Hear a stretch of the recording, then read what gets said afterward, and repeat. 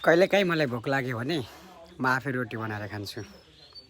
रोटी कसरी बनाउँछन् आउनुहोस् म तपाईँहरूलाई सिकाउँछु। सुरुमा यत्रो ठुलो बट्टा लिने, बट्टामा यसरी आटा खन्याउने,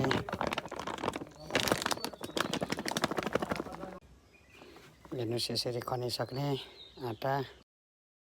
अनि यसमा पानी हाल्नुपर्छ, पानी हालिसकेर मुस्नुपर्छ। यसरी मुस्ने,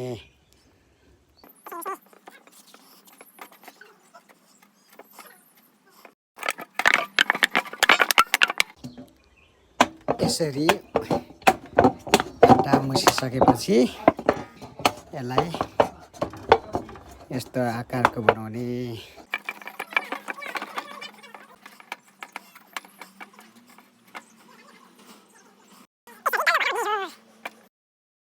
यहाँ हेर्नुहोस्, यसको तावा नभएर मैले थाललाई नै बनाइरहेको छु होइन।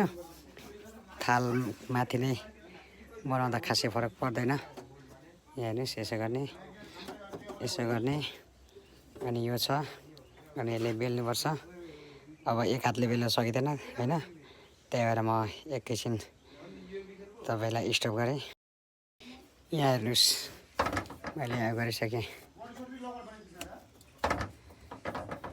रोटी कसरी बनाउने सिक्नुहोस् मसँग तपाईँहरू।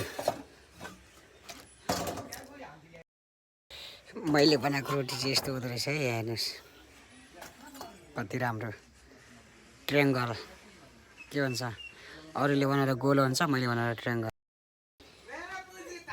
यसरी बनाउने हो होइन। अनि यो पेलिसकेपछि अनि यहाँ तताउने हो, तताइसकेपछि यसरी निकाल्ने हो रोटी। फाइनल्ली मैले बनाएको रोटी हेर्ने कस्तो भयो। यहाँ हेर्नुहोस्, ट्रायङ्गल कुन आकारको थाहा छैन।